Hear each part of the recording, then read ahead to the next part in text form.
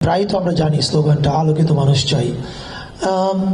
এই কথাটা আমি আজকে বলছি কারণ আমরা একটা বিশেষ সময়ে দাঁড়িয়ে আছি।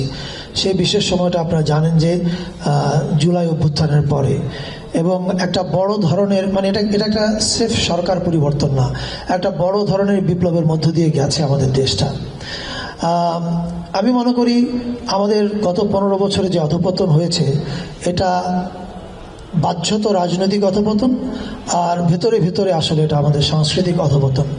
এখন এই সাংস্কৃতিক অধঃপতনটার জন্য কে দায়ী কারা দায়ী এটা অনেক আলোচনা করা যাবে, কিন্তু আমি সহজে একটা কথা বুঝি যে আপনি যখন আলোকিত মানুষ হবেন বা কেউ যদি আলোকিত মানুষ হয় তা উনি খুব উদার মানুষ হন, উনি ওনার বিরুদ্ধ মতের কথাটাও শুনতে চান। কিন্তু আমি অনেক আগে 2014 সালে একটা লেখা লিখেছিলাম, এই চেতনা লয়ে আমরা কি করিব। সেখানে আমি লিখেছিলাম যে আমি বড় হয়েছি নাখালপাড়ার মতো একটা মধ্যবিত্ত এলাকা থেকে যখন আমি এসে শাহবাগে সংস্কৃতি করতে আসলাম, তো এসে দেখলাম যে এখানেও কিছু বিভাজন আছে। এই বিভাজনগুলো একটু বিপজ্জনক, এটা আমাদের জাতির জন্য কোনো কাজে আসেনি, বরং আমরা যতদিন এই বিভাজন নিয়ে আগাবো তত বিপজ্জনক হয়ে উঠবে। তো 2014-তে আমি এই বিপদটা কিছুটা আমার মতো করে বোঝার চেষ্টা করেছিলাম, এবং তখন লিখেছিলাম যে শাহবাগে এসে দেখেছি যে আমাদের সংস্কৃতির অন্য জিনিসগুলো আমরা গ্রহণ করছি। যেমন আমরা জানি যে ধর্ম সংস্কৃতির একটা গুরুত্বপূর্ণ অংশ। তো যারা সংস্কৃতি চর্চা করেন, যারা কালচার, যারা আলোকিত, তারা তো আসলে সবার ব্যাপারেই একই রকমভাবে উদার হবেন।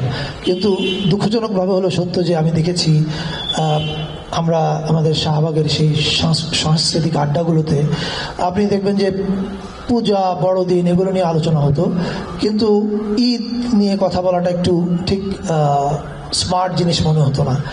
এই যে আমরা কাউকে আদার মনে করেছি, আবার কেউ আমাদেরকে আদার মনে করেছে, অপর ভেবেছে।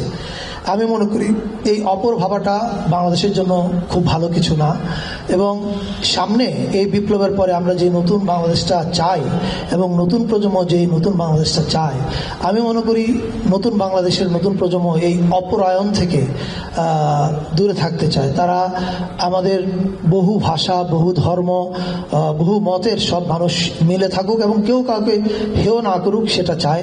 এবং যদি সেটা হয় তাহলে আসলে আমরা সত্যিকারের আলোকিত মানুষ হয়েছি বলতে পারবো, এবং আমি বিশ্বাস করি আমরা সেই আলোকিত মানুষ হওয়ার পথেই রওনা দিয়েছি। জুলাই সেদিকে আমাদেরকে নিয়ে যাক।